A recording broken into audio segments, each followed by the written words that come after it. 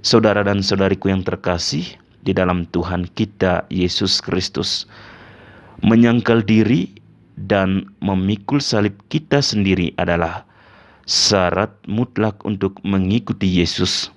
Jika tidak, mustahil bagi kita untuk menemukan diri kita sendiri, sehingga kita tidak mampu menyelamatkan hidup kita.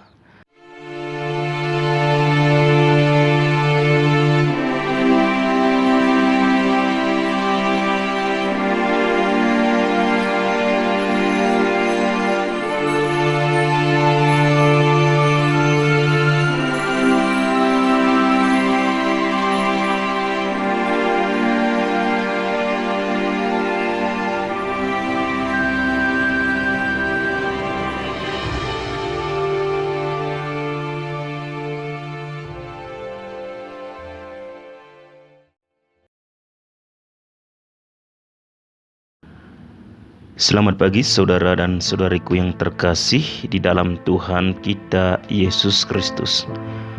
Jumpa lagi bersama saya Frater Andra dalam permenungan kita pagi hari ini, Jumat 11 Agustus 2023, pada peringatan wajib Santa Clara. Kita awali permenungan kita pagi hari ini dengan doa. Dalam nama Bapa dan Putra dan Roh Kudus. Amin. Allah Bapa di dalam kerajaan surga, kami mengucap syukur kepadamu untuk segala berkat, anugerah, rahmat dan cintamu yang boleh kami alami hingga saat ini. Hari ini kami persembahkan intensi khusus kami untuk mereka semua yang saat ini sedang sakit, baik di rumah sakit maupun di rumah mereka masing-masing. Semoga melalui uluran tangan kasih-Mu dan melalui bantuan doa-doa dari sanak keluarga, sahabat kenalan, dan dari bantuan tenaga-tenaga medis, mereka semua dapat dipulihkan dan disembuhkan dari segala sakit dan penyakit yang ada di dalam tubuh mereka. Amin. Dalam nama Bapa dan Putra dan Roh Kudus. Amin. Bacaan dari Injil Matius bab 16 ayat 24 sampai 28.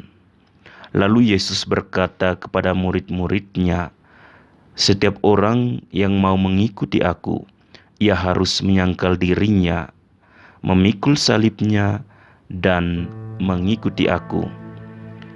Karena barang siapa mau menyelamatkan nyawanya, ia akan kehilangan nyawanya. Tetapi barang siapa kehilangan nyawanya karena aku, ia akan memperolehnya. Apa gunanya seorang memperoleh seluruh dunia, tetapi kehilangan nyawanya? Dan apakah yang dapat diberikannya sebagai ganti nyawanya? Sebab Anak Manusia akan datang dalam kemuliaan Bapa-Nya, diiringi malaikat-malaikatnya. Pada waktu itu, Ia akan membalas setiap orang menurut perbuatannya.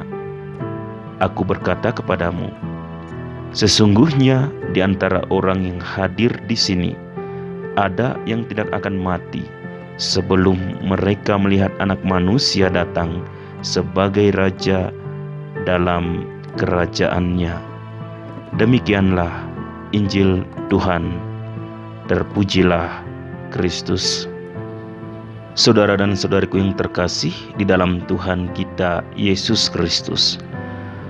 Dalam bacaan pertama hari ini, kita mendengar tentang bagaimana Musa kembali mengingatkan bangsa Israel tentang segala keajaiban yang dilakukan Tuhan kepada mereka.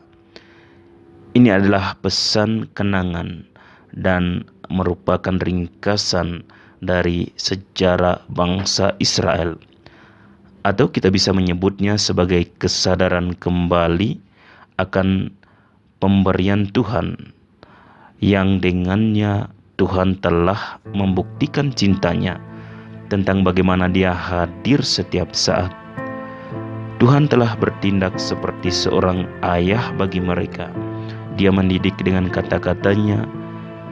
Dia menunjukkan dirinya penuh cinta dan setia dalam perjanjiannya. Kata hari ini adalah salah satu kata kunci dari bacaan pertama yang baru saja kita dengar.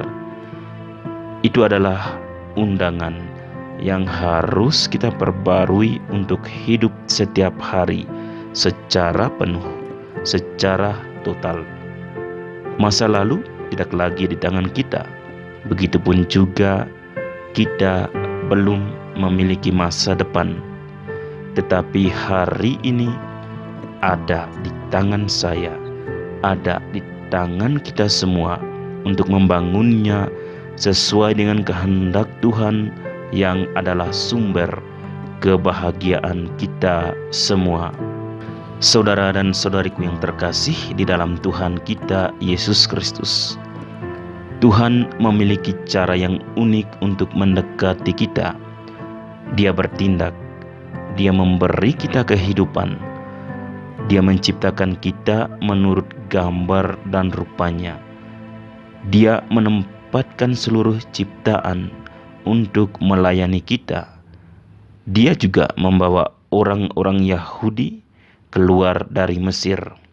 Dia membuat perjanjian persahabatan dengan mereka.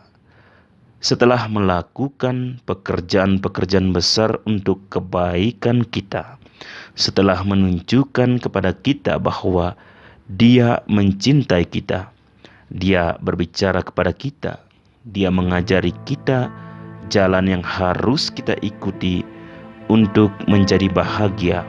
Hari ini kamu bahagia, atau hari ini agar kamu berbahagia. Dan Tuhan meminta kita untuk tidak pernah melupakan apa yang telah Dia lakukan terhadap kita. Berhati-hatilah untuk tidak melupakan peristiwa yang disaksikan matamu, sehingga tidak meninggalkan ingatanmu selama hidupmu. Saudara dan saudariku yang terkasih di dalam Tuhan kita Yesus Kristus, dalam Injil hari ini Yesus memberitahu kita apa syarat untuk mengikuti Dia secara lebih dekat. Dia berkata, barang siapa ingin mengikuti aku, ia harus menyangkal dirinya, memikul salibnya, dan mengikuti aku.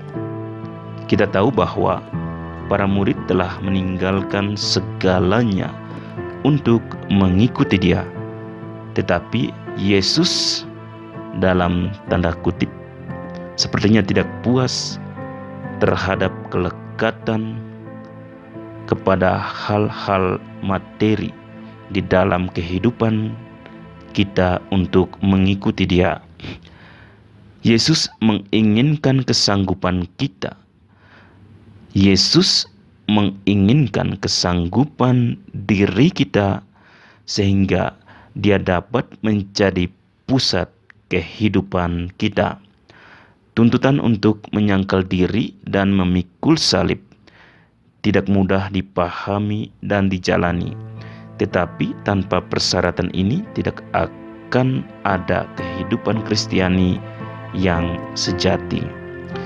Hidup kita tidak dibuat untuk disimpan, tetapi untuk diberikan.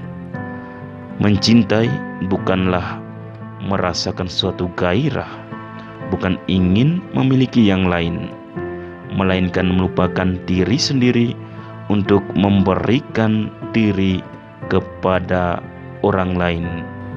Oleh karena itu, rahmat Tuhan tidak akan berkurang jika kita benar-benar masuk ke dalam dinamika kehidupan untuk mengikutinya. Salib Kristus Yesus yang mulialah yang memberi makna bagi hidup kita, yang menuntun kita kemana kita harus berjalan untuk mencapai kehidupan yang bahagia dan bermakna itu. Salib adalah jalan iman dan pertobatan kita.